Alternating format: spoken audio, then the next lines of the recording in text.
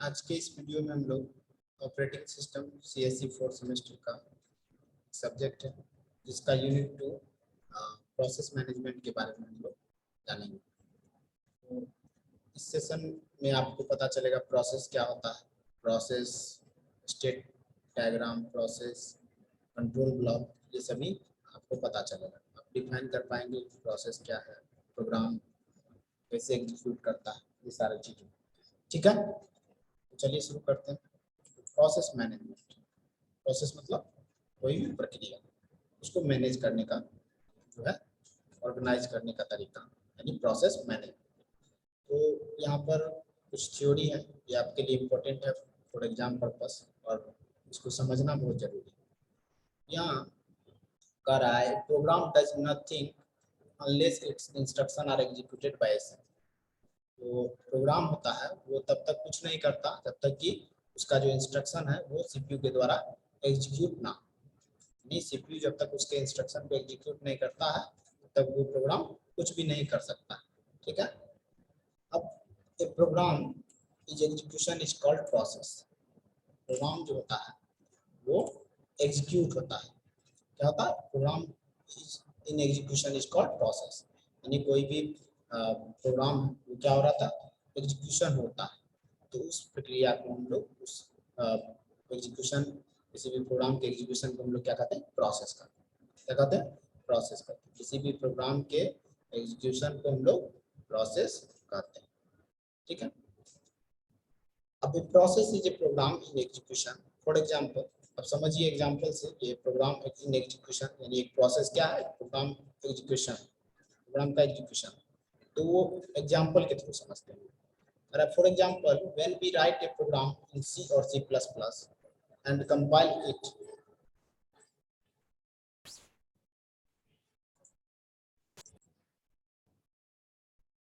for example, when we write a program in C or C++ and compile it, जब हम लोग, उदाहरण के लिए जब हम लोग क्या करते हैं, कोई भी प्रोग्राम C या C++ में लिखते हैं और उसको कंपाइल करते हैं। The compiler creates binary code. Compiler क्या करता है, बाइनरी कोड क्रिएट करता है। The original code and the binary code are the both programs. जो ओरिजिनल कोड हम लोगों ने लिखा, जो क्रिएट किया, और जो बाइनरी कोड जो जनरेट हुआ कंपाइलर के द्वारा, वो दोनों जो है क्या है, programmes. When we actually runs the binary code, it becomes a process. जब हम उस बाइनरी कोड को रन कराते हैं तब वो क्या कहलाता है, एक प्रोसेस कहलाता है। क्या कहलाता है? प्रोसेस कहलाता है। मैं फिर से उदाहरण समझा देता हूँ, ध्यान से सुनेंगे आपको याद हो जाएगा। सभी लोगों ने सी का प्रोग्राम किया हो।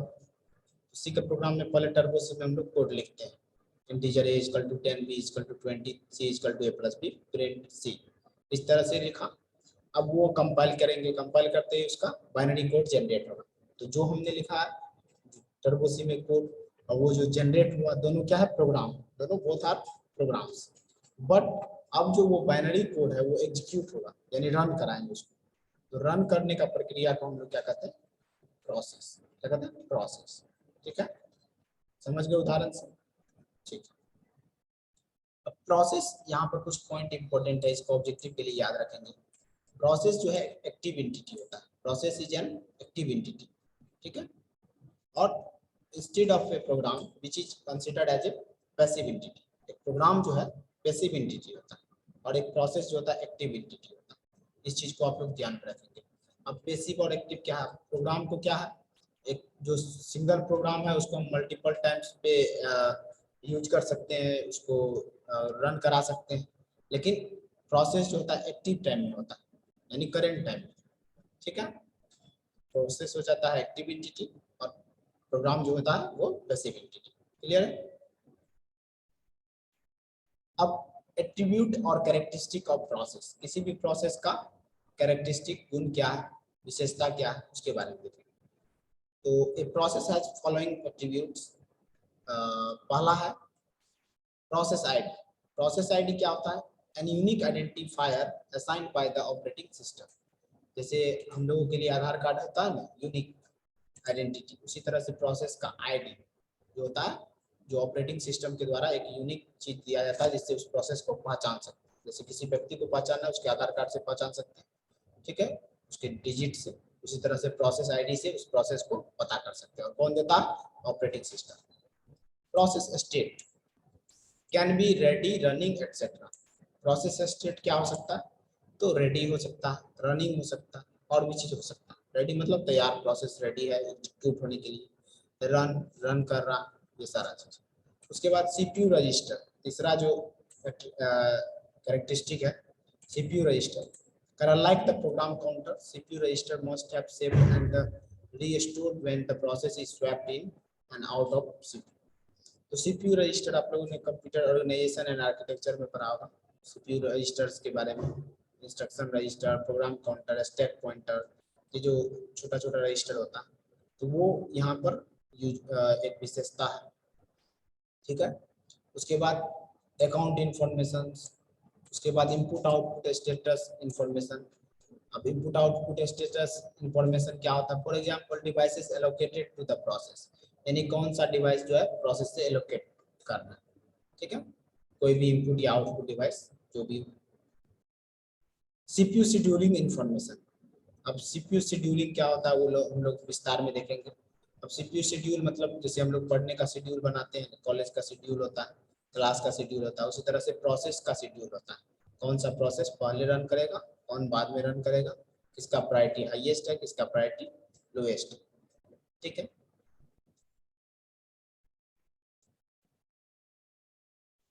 अब all of the above attributes of a process is known as context of the process. जो ऊपर में जो आपने सभी देखा, register, CPU scheduling, input output information, process ID, process state, ये सब जो होता है क्या होता है, इसको हम लोग किस नाम से जानते हैं? कॉन्टेक्स्ट ऑफ द प्रोसेस, यानी प्रोसेस के संदर्भ में ये सारी चीजें होती है। Every process has on process control block. प्रत्येक प्रोसेस का जो होता है अपना खुद का प्रोसेस कंट्रोल ब्लॉक होता है। ठीक है। That means each process will have unique PCB, यानी कि मतलब हर एक प्रोसेस के पास जो होगा अपना यूनिक प्रोसेस कंट्रोल ब्लॉक होगा, शॉर्ट में पीसीबी बोला जाता है। ये ऑब्जेक्टिव में भी पूछा जाता है, याद रखेंगे। All of the above attributes are part of the PCB. जो ऊपर में जो भी एट्रीब्यूट देखे वो सब क्या होगा? प्रोसेस कंट्रोल ब्लॉक का पार्ट होगा। अब कॉन्टेक्स्ट स्विचिंग क्या होता है? The context switching is the technique और method used by the operating system. Context switching जो है एक टेक्निक या कह सकते हैं एक विधि है जो कि ऑपरेटिंग सिस्टम के द्वारा यूज किया जाता है।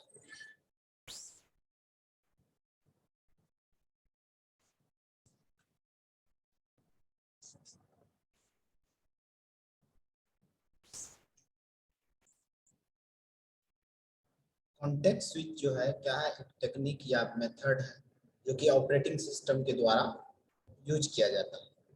अब किस लिए यूज किया जाता है?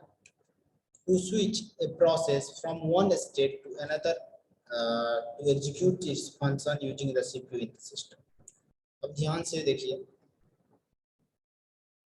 कोई भी प्रोसेस है वो अपना एक स्टेट से दूसरे स्टेट में जाने के लिए, यानी पहला स्टेट से निकल के दूसरे स्टेट में जाता है और अपने फंक्शंस को एग्जीक्यूट कराता है सीपीयू के द्वारा। उसको हम लोग क्या कहते हैं? Context switching. क्या कहते हैं? Context switching. जैसे अब कोई एग्जांपल ले लीजिए, कोई व्यक्ति है, पहले वो रात में सोया, सो के फिर जगा, तो पहला स्टेट वो स्लीपिंग में था, फिर जाकर के वो सुबह मॉर्निंग में वॉकिंग पे चला गया। क्या हुआ? वॉकिंग में चला गया, यानी अपना फंक्शनैलिटी को रन करा रहा।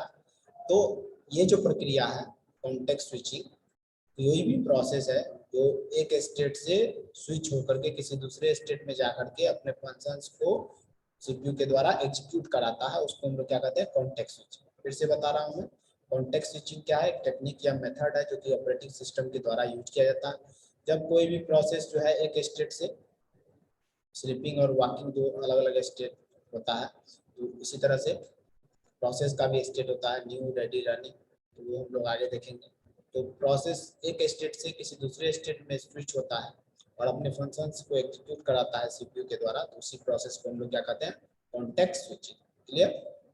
When switching performs in the system, जब स्विचिंग जो है सिस्टम में परफॉर्म किया जाता है, it stores the old running process status in the form of register and assign the CPU a new process to execute its task।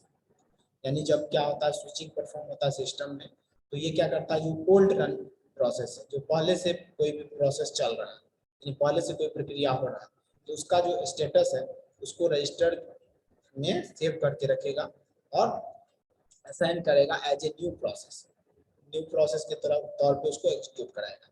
ठीक है। While a new process is running in the system, जब नया process system में run करते रहेगा, the previous process must wait in the ready queue। तब क्या होगा, प्रीवियस पे जो पहले से जो प्रोसेस है यानी ओल्ड प्रोसेस क्या होगा, वो रेडी क्यू में वेट करते रहेगा। क्या करेगा, रेडी क्यू में वेट करते रहेगा। अब रेडी क्यू है क्या है, जैसे आप रेल के टिकट लेने के लिए लाइन में लगते हैं, जस्ट लाइक क्यू एक कतार है, उसी तरह से सीपीयू के अंदर सारा प्रोसेस क्या होता है, एक कतार में खड़ा रहता है। क्या होता है, एक कतार में खड़ा रहता है। अब ओल्ड प्रोसेस को हटा करके ओल्ड प्रोसेस का स्टेटस को सेव करके एक नया प्रोसेस को मौका देता है, तो क्या होता है, नया प्रोसेस जब रन करता है तो दूसरा जो पुराना प्रोसेस है वो वेट करता है। कहाँ पर, रेडी क्यू। रेडी क्यू क्या है, सीपीयू के अंदर एक कतार है जिससे होकर के सारा प्रक्रिया, सारा प्रोसेस जो है एग्जीक्यूट होता है। आई होप क्लियर होगा। कॉन्टेक्स्ट स्विचिंग क्या है, एक स्टेट से दूसरे स्टेट में जाकर के, जब अपना एक स्टेट से दूसरे स्टेट में जाता है और उस सिस्टम को यूज करता है, उसको कॉन्टेक्स्ट स्विचिंग कहते हैं। ठीक है, तो ये हो गया आपका कॉन्टेक्स्ट स्विचिंग। अब context switching helps to share the single CPU across all the process to complete its execution and store the system task status. Context switching किसमें मदद करता है, तो सीपीयू को शेयर करने। जो बहुत सारा प्रोसेस है सभी को सीपीयू चाहिए एग्जीक्यूट होने के लिए, अब सारा प्रोग्राम तो वहीं जाकर के एग्जीक्यूट होगा, तो सबको शेयर करने के लिए यानी कॉन्टेक्स्ट स्विचिंग हम लोगों को मदद करता है सीपीयू को शेयर करने के लिए, सभी प्रोसेस के बीच में, सभी प्रोसेस के बीच में सीपीयू को शेयर करने के लिए कॉन्टेक्स्ट स्विचिंग मदद करता है। When the process reloads in the system, जब प्रोसेस रिलोड होता है सिस्टम में, the execution of the process starts at the same point where there is conflict। जब प्रोसेस दोबारा से लोड होता है एग्जीक्यूशन के लिए, तब क्या होता है, कोई भी प्रोसेस जहां पर पहले से कॉन्फ्लिक्ट हुआ था वहीं से फिर दोबारा से स्टार्ट हो जाता है रन करना।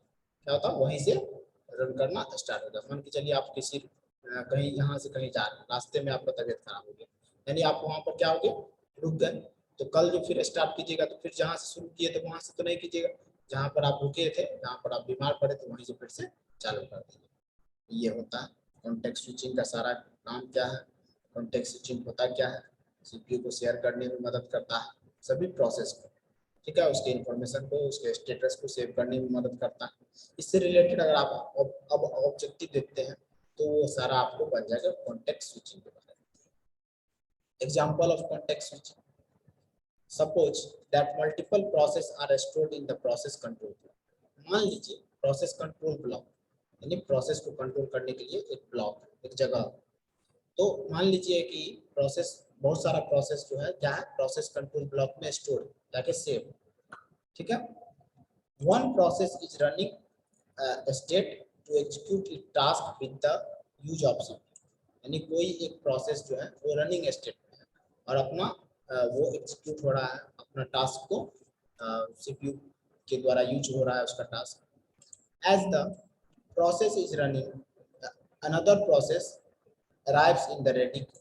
जब वो प्रोसेस जो है, वन प्रोसेस जो पहला प्रोसेस जो रन कर रहा है अपना टास्क को एग्जीक्यूट करा रहा है सीपीयू के द्वारा, तो जब वो रन कर रहा होगा तो अनदर प्रोसेस जो है, कोई दूसरा प्रोसेस जो है वो क्या करेगा, अराइव करेगा यानी रेडी क्यू में जाकर के खड़ा रहेगा। ठीक है, मान के चलिए कोई ट्रेन है, वो प्लेटफॉर्म पे दो ट्रेन है, अब एक ट्रेन जो है और प्लेटफॉर्म पे आ रहा है, जब तक प्लेटफॉर्म खाली नहीं होगा तब तक दूसरा ट्रेन नहीं आएगा। एक ही प्लेटफॉर्म है और दो ट्रेन आ रहा है, तो पहले एक प्लेटफॉर्म खाली करेगा फिर जाकर के दूसरा उस प्लेटफॉर्म पे खड़ा होगा। तो एक प्रोसेस जब रन कर रहा होगा तो दूसरा प्रोसेस को आकर के रेडी क्यू में कतार में लगना पड़ेगा, जब प्लेटफॉर्म खाली होगा फिर उसको मौका मिलेगा। which means has the high priority of the completing its task using CPU। यानी इसका मतलब ये क्या हो रहा है, जो हाईएस्ट प्रायोरिटी का प्रोसेस है वो पहले टास्क कंप्लीट करेगा सीपीयू के अंदर, फिर जाकर के दूसरा जो वेट में है वो करेगा। Here we used context switching that switches the current process with the new process requiring to the CPU to finish the task. तो यहाँ पर कॉन्टेक्स्ट स्विचिंग का रोल होता है, जो क्या करता है, जब पुराना प्रोसेस जो है जो पहले से रन कर रहा है उसको रनिंग टाइम कंप्लीट हो गया तो फिर उसको हटा करके दूसरा प्रोसेस को मौका देता है कि आप अपना टास्क को फिनिश कीजिए सीपीयू के अंदर। ठीक है, जस्ट लाइक आप समझिए जो सीपीयू के अंदर ये प्रोसेस कैसे काम करता है। जैसे हम लोग रेलवे के पास टिकट लेते हैं या कहीं क्यू में लगते हैं तो वहाँ पर भी सीपीयू के अंदर भी प्रोसेस इसी तरह से काम होता है। हम लोग देते हैं विद इन द सेकेंड हो जाता है, लेकिन वहाँ पर ये सारा रनिंग वेटिंग स्लीप ये सारा चीज वहाँ होता है। प्रायोरिटी भी होता है, जैसे हम लोग कहीं लाइन में लगे हुए हैं, कोई वीआईपी आ गया तो पहले उसको मौका मिलेगा। उसी तरह से यहाँ भी सीपीयू में भी होता है, कोई वीआईपी आ गया तो उसको मौका मिलता है। तो अभी तक हम लोगों ने क्या देखा, एक बार रिकैप कर लेते हैं। जो प्रोसेस क्या होता है, प्रोसेस का उदाहरण देखा, एग्जांपल प्रोसेस एक्टिविटी होता है, प्रोसेस का एट्रीब्यूट और कैरेक्टरिस्टिक देखा, कॉन्टेक्स्ट स्विचिंग क्या होता है उसके बारे में देखा, एग्जांपल ऑफ कॉन्टेक्स्ट स्विचिंग, कुछ रियल लाइफ एग्जांपल मैंने बताया कॉन्टेक्स्ट स्विचिंग के बारे में, ये सारा चीज। अब process state diagram, process state diagram क्या है उसके बारे में थोड़ा सा हम लोग देखते हैं। अब एक प्रोसेस जो मान के चलिए जैसे हम लोग जन्म से लेकर के मृत्यु तक का एक कुछ प्रक्रिया, पूरा जिंदगी का 60 साल का चक्र होता है, उसमें बहुत सारा स्टेप होता है, बहुत सारा दिन होता है। इस तरह से एक प्रोसेस जो होता है वो किन किन स्टेट से गुजरता है वो हम लोग देखेंगे। Each process goes through the different state in a life cycle। ये एक प्रोसेस का, एक प्रक्रिया का जो लाइफ साइकिल है, जीवन चक्र। तो सबसे पहले क्या होता है, न्यू होता है। क्या होता है, न्यू होता है। न्यू में प्रोसेस क्या होता है, क्रिएट होता है। फिर रेडी, यानी वो रेडी होता है। रेडी के बाद वो रन, रन में स्टेट में जाता है, और रन के बाद टर्मिनेट। तो ये चार स्टेज जो दिखा रहा है, न्यू, रेडी, रनिंग, वेटिंग, यानी टर्मिनेट, तो ये तो है ही, लेकिन ये तो चार स्टेट सीधा है, लेकिन इसके बीच में देखिए कितना उलझन क्या है। जब कोई भी प्रोसेस न्यू से रेडी में जाएगा, हो सकता है किसी कारण से वो सस्पेंड हो जाए, है ना, सस्पेंड हो जाए यानी रुक जाए। और रेडी से अगर कोई प्रोसेस रनिंग में जा रहा है, उसके बीच में किसी भी तरह का वेटिंग लग जाए, क्या लग जाए, वेटिंग लग जाए, वेटिंग लग जाए। ठीक है, किसी भी कारण से, किन्हीं कारणों से उसको वेट करना पड़े, ट्रैफिक हो गया, मान लीजिए ट्रैफिक हो गया तो वेट करना पड़ेगा। तो एक प्रोसेस स्टेट का डायग्राम में आपको याद रखना है कौन कौन सा स्टेट होता है। पहला होता है न्यू, दूसरा रेडी, तीसरा रनिंग, चौथा है वेटिंग एंड ब्लॉक, और पांचवा है टर्मिनेट। टोटल 5 स्टेट होते हैं। कौन कौन, न्यू, रेडी, रनिंग या रन कह सकते हैं, वेटिंग या ब्लॉक, और लास्ट है टर्मिनेट या एग्जिट। टर्मिनेट को एग्जिट भी कर सकते हैं। तो कौन कौन सा है, फिर से मैं बोल रहा हूँ, याद कीजिए, न्यू, रेडी, वेटिंग या ब्लॉक, रन या रनिंग कर सकते हैं, और लास्ट है टर्मिनेट या एग्जिट। यही 5 स्टेट से होकर के एक प्रोसेस गुजरता है। ठीक है, अब इस 5 स्टेट के बीच में ये सारा चीज भी हो सकता है, कभी सस्पेंडेड रेडी हो सकता है, ये सब हो सकता है।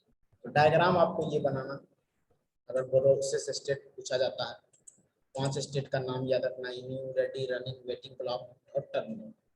ठीक है, अब कौन सा स्टेट का क्या काम है उसके बारे में हम देखें। नाम से पता लग रहा है, न्यू में प्रोसेस क्रिएट होगा, फिर रेडी में वो तैयार होगा, फिर रनिंग यानी वो एग्जीक्यूट होने के लिए रन करेगा, किसी कारण से वो वेट करना पड़ेगा, कोई दूसरा प्रोसेस एग्जीक्यूट कर रहा तो वो वेट कर रहा है, और फिर जाकर के अगर मौका मिल गया तो वो अपना कंप्लीट करके वापस टर्मिनेट हो जाएगा, खत्म हो जाएगा।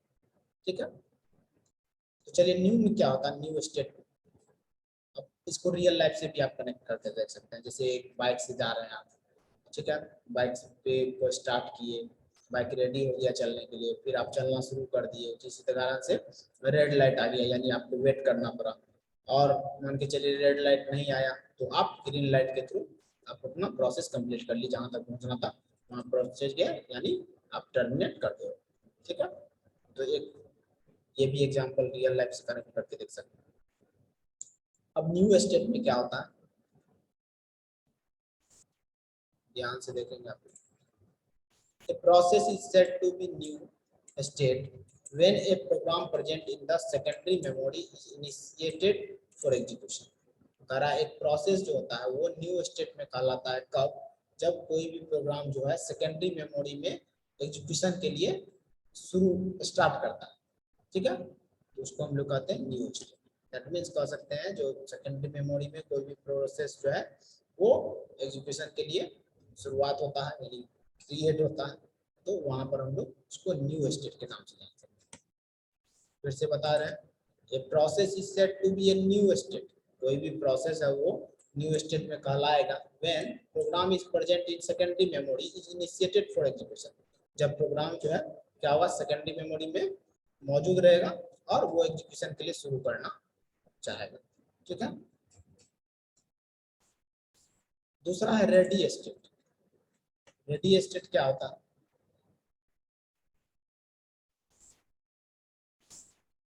The process moves from new state to ready state after it is loaded into the main memory and ready for execution. यानी एक प्रोसेस जो होता है moves from new state to ready state, यानी एक प्रोसेस जो होता है न्यू स्टेट से रेडी स्टेट में जाता है after it is loaded into the main memory and it's ready for execution.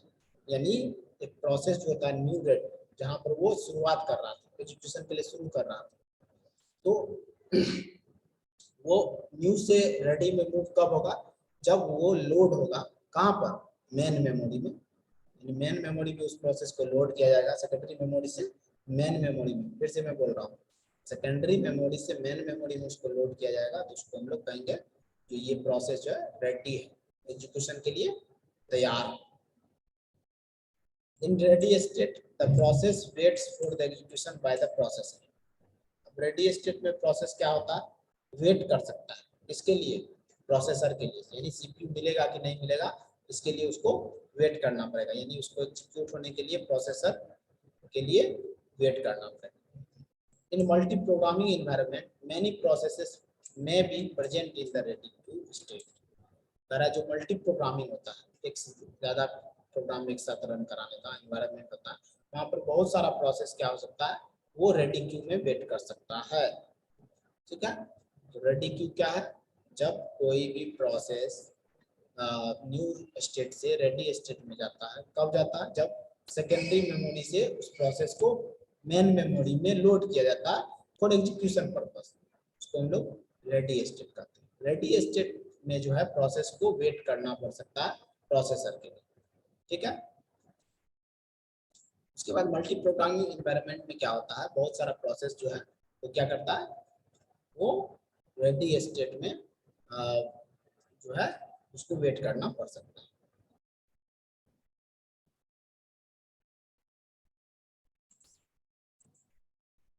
अब रन स्टेट है। रन स्टेट क्या है? Process moves from ready state to run state after it assigned to the CPU for execution. एक process जो है move होता है ready state से रन स्टेट में after it is assigned to the CPU for execution, यानी जब इसको सीपीयू को असाइन कर दिया जाता है, सीपीयू को दे दिया जाता है, अब आप इसको रन करा दीजिए, तब एक प्रोसेस क्या होता है? रेडी से रन स्टेट में कहलाता है, यानी मेन मेमोरी में लोड हुआ, कहाँ पर? रेडी स्टेट में। अब मेन मेमोरी में लोड होने के बाद सीपीयू को मिल गया, तो आप इसको एग्जीक्यूट कराइए, यानी सीपीयू को मिल गया, आप इसका एग्जीक्यूशन करा दीजिए। मतलब ये प्रोसेस जो है रनिंग स्टेट में, क्या है? रनिंग स्टेट में, यानी मेन मेमोरी से चला गया कहाँ पर? सीपीयू। मेन मेमोरी से कहाँ चला गया? सीपीयू। अब है terminate state.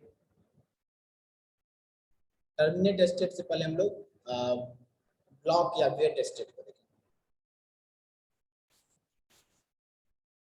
A process moves from run state to block और वेट स्टेट, यानी कोई भी प्रोसेस जो होता है रन स्टेट से, यानी सीपीयू को रन करने के लिए चला गया, उस स्टेट से ब्लॉक या वेट स्टेट में आता है if it requires an input output operation or some blocked resource during the execution।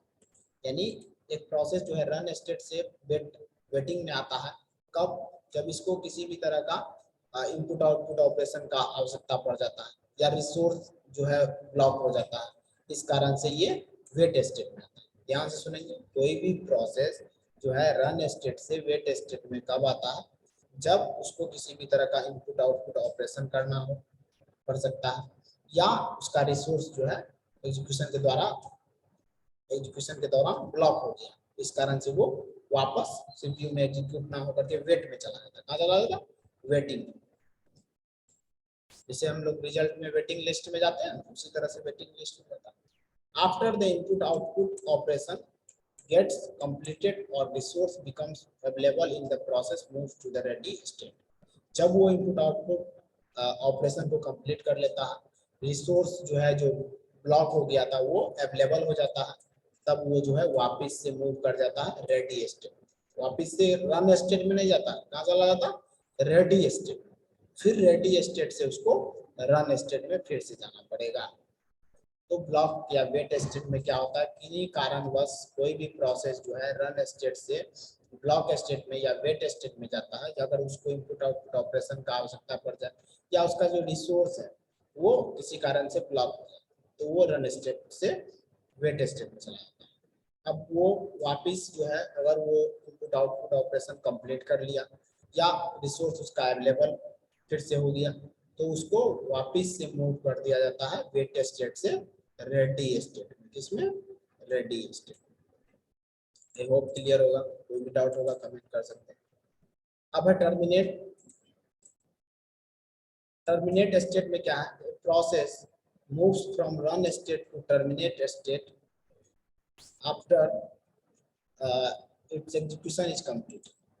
यानी एक प्रोसेस जो है रन स्टेट यानी सीपीयू में रन कर रहा है, एग्जीक्यूट कर रहा है, उस स्टेट से टर्मिनेट स्टेट में जाता है। कब? जब इसका एग्जीक्यूशन जो है कंप्लीट हो जाता है। यानी एक प्रोसेस का एग्जीक्यूशन कंप्लीट हो गया, मतलब अब वो टर्मिनेट कर देना। क्या हो जाएगा? टर्मिनेट। अब दूसरे को मौका मिलेगा। तो फिर से सुनिए, a process moves from run state to terminate state after its execution is complete.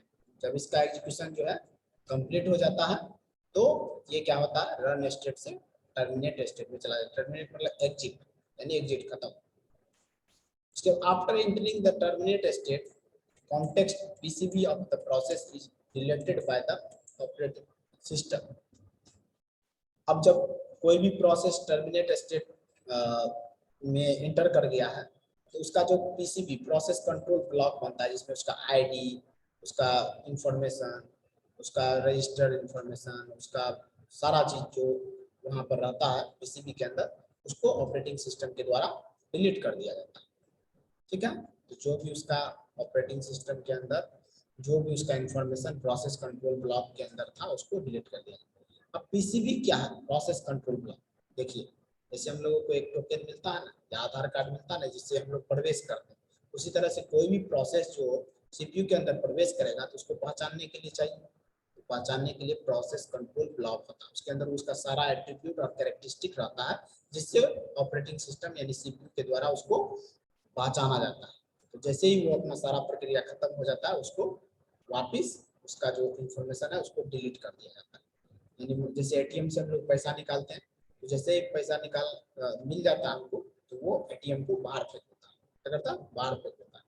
उसी तरह से टर्मिनेट स्टेट में भी काम होता है।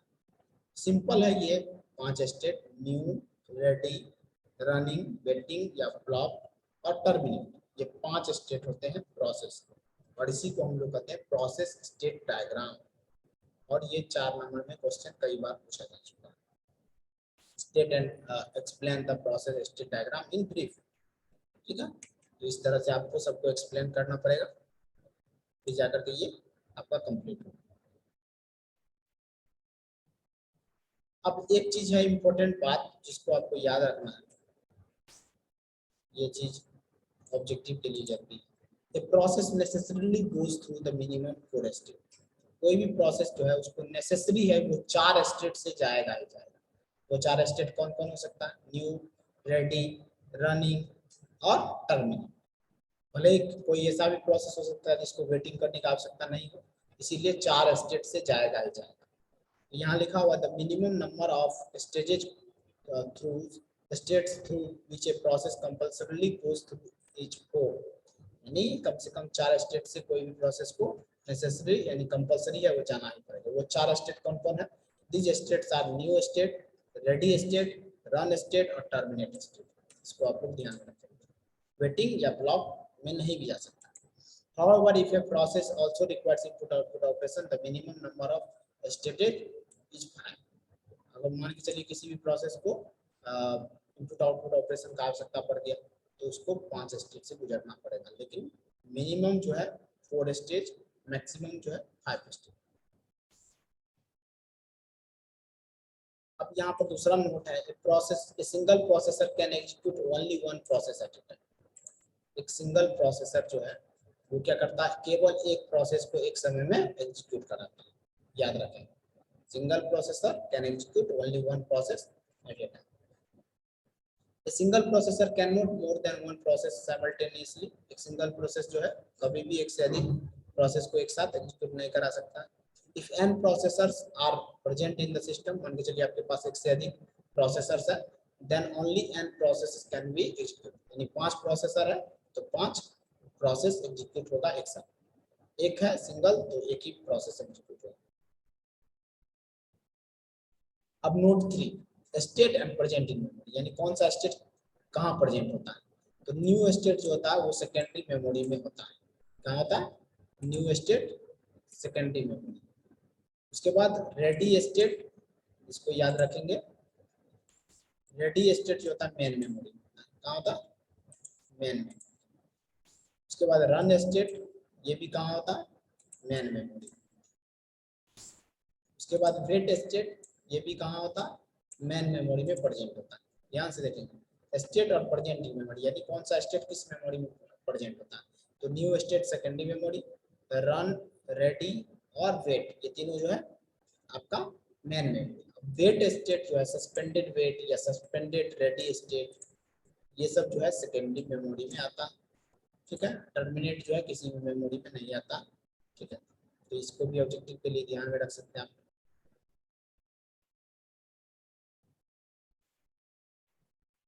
चलिए,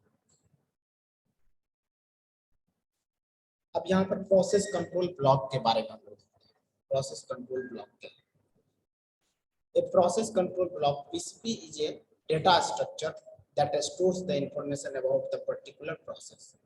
मैंने पहले भी बताया था, पीसीबी शॉर्ट में बोला जाता है प्रोसेस कंट्रोल ब्लॉक, पीसीबी याद रखेंगे। ये क्या एक तरह का डेटा स्ट्रक्चर। डेटा स्ट्रक्चर क्या होता है, सारे डेटाओं को एक जगह ऑर्गेनाइज करने का तरीका हम लोग डेटा स्ट्रक्चर करते हैं। ये भी क्या है, एक डेटा स्ट्रक्चर है जो कि सेव करके रखता है किसका, इंफॉर्मेशन, और एक पर्टिकुलर प्रोसेस का इंफॉर्मेशन। जैसे मान के चलिए कॉलेज में 100 स्टूडेंट, सारा इंडिविजुअल का कहीं ना कहीं इंफॉर्मेशन होगा। एडमिशन इंचार्ज के पास सारा इंडिविजुअल स्टूडेंट का इंफॉर्मेशन होगा। उसी तरह से प्रोसेस कंट्रोल ब्लॉक के पास जो है पर्टिकुलर प्रोसेस का बारे में सारा इंफॉर्मेशन रहता है। और प्रोसेस कंट्रोल ब्लॉक जो है एक तरह का डेटा स्ट्रक्चर है जो कि सभी यानी पर्टिकुलर प्रोसेस का इंफॉर्मेशन को सेव करके रखता है। क्लियर है। अब this information is required by the CPU while executing the process. अब जब सीपीयू के द्वारा इस प्रोसेस को एग्जीक्यूट किया जाएगा तब ये इंफॉर्मेशन जो है सीपीयू को जरूरी पड़ता है। यानी this information is required by the CPU, यानी ये सीपीयू को बहुत ही जरूरी है। किसी भी चीज को मान के चलिए किसी को आपको एंट्री देना है, प्रवेश देना है, तो उसके लिए आपको चाहिए नहीं उसका इंफॉर्मेशन कौन है भाई, कोई दूसरा व्यक्ति तो नहीं है एंट्री कर रहा। तो ये जो है सीपीयू को रिक्वायर्ड होता है किसके लिए, एग्जीक्यूटिंग द प्रोसेस। प्रोसेस को एग्जीक्यूट करने के लिए सीपीयू को ये आवश्यकता होता है ये इंफॉर्मेशन का, और ये कौन देता है, the process control block. I hope guys clear होगा सभी को। The process control block of a process looks like, यानी प्रोसेस कंट्रोल ब्लॉक के अंदर जो प्रोसेस होता है ये इस तरह से होता है। क्या क्या इंफॉर्मेशन रहता है देखिए, सबसे ऊपर में है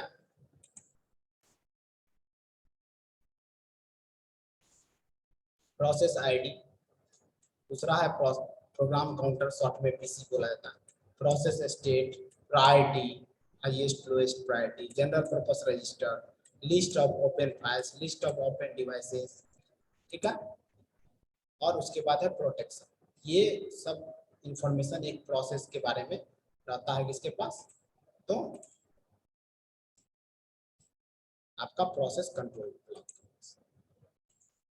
ठीक है, process ID, program counter, process state, priority, general purpose register, list of open files, list of open drives, protection, ये सारा इंफॉर्मेशन रहता है। अब यहाँ से ऑब्जेक्टिव पूछा जाता है, कहेगा निम्न में से कौन प्रोसेस कंट्रोल ब्लॉक का पार्ट नहीं है। ये 3 ऑप्शन देगा, चौथा ऑप्शन जो है दूसरा दे देगा। वहाँ पर आपको ध्यान रखना पड़ेगा, क्लियर है, इसको याद रखना पड़ेगा कौन कौन सा। ये प्रोसेस कंट्रोल ब्लॉक का डायग्राम बनाना सीख जाएगा। अब है each process is identify bye it's on process control block. प्रत्येक प्रोसेस का अपना खुद का प्रोसेस कंट्रोल ब्लॉक होता है और इसके थ्रू वो पहचाना जाता है। यानी पहचान करने के लिए हर एक प्रोसेस का अपना खुद का प्रोसेस कंट्रोल ब्लॉक होता है। It is also called the context of the process. ये बहुत ही इंपॉर्टेंट पॉइंट है। जो हर एक प्रोसेस का, एवरी प्रोसेस का क्या होता है, अपना खुद का प्रोसेस कंट्रोल ब्लॉक होता है जिसके थ्रू वो पहचाना जाता है। उसी को हम लोग कहते हैं कॉन्टेक्स्ट ऑफ द प्रोसेस, जो कि आपके सिलेबस में लिखा हुआ है।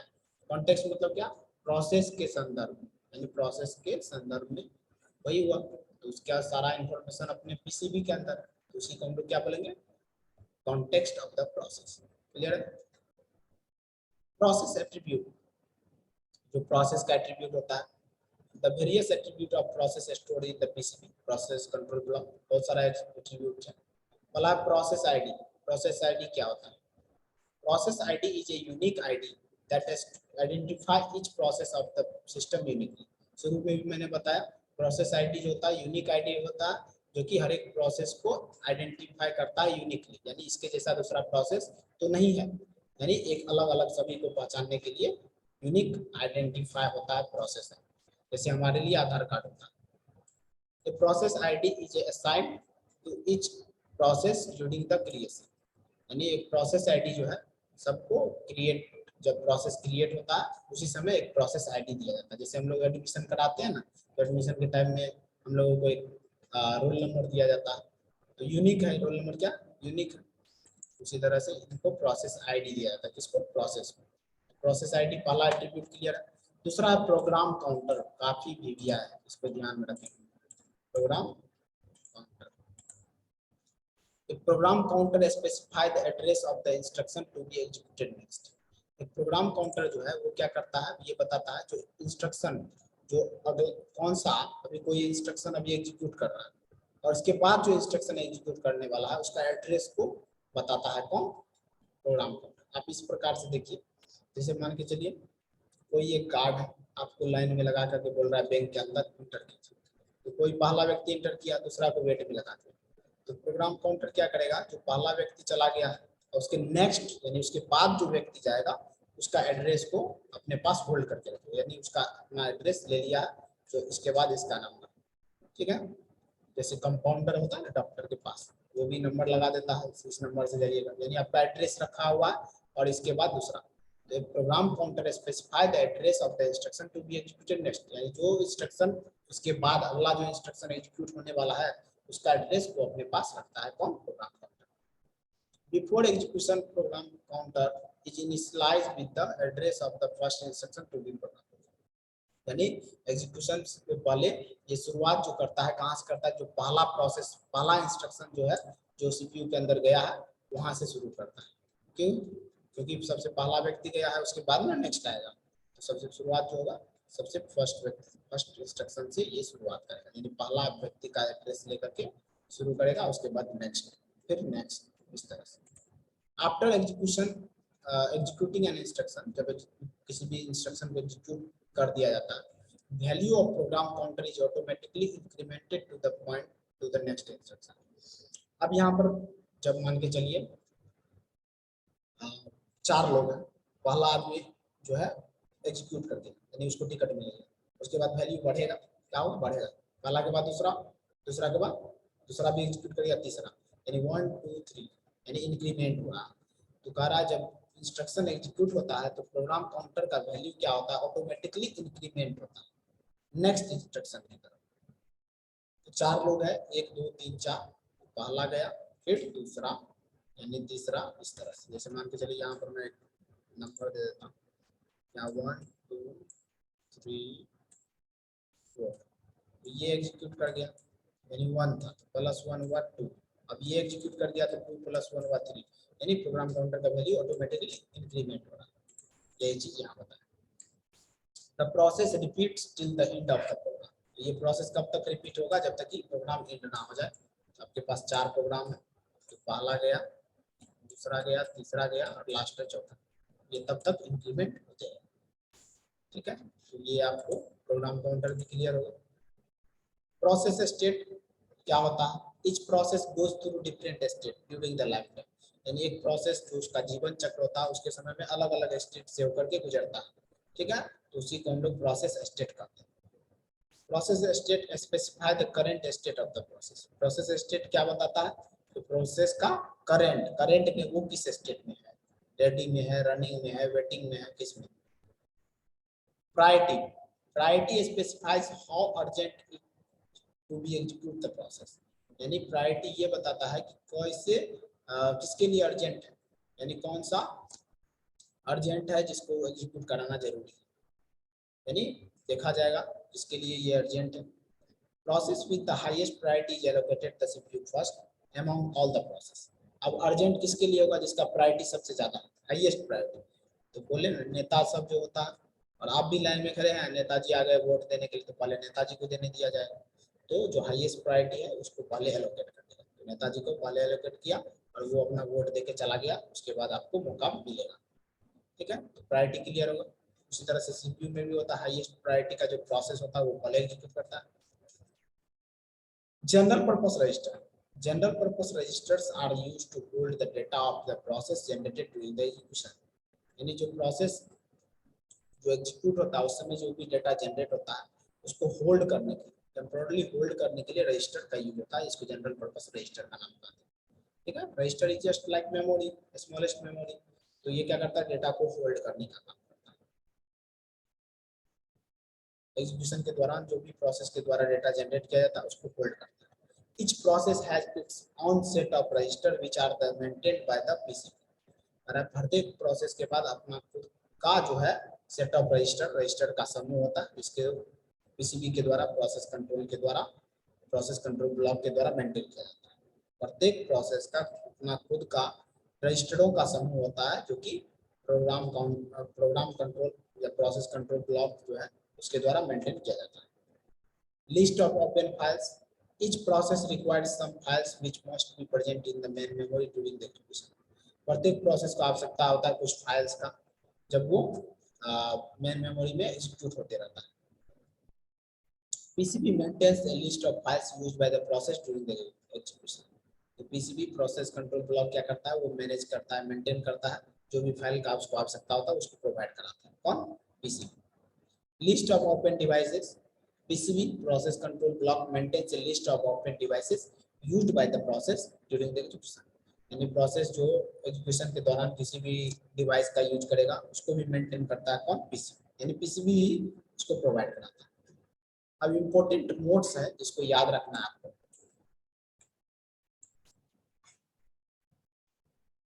PCB of each process resides in main memory। यानी जितना भी प्रोसेस होता है वो मेन मेमोरी के अंदर रहता है।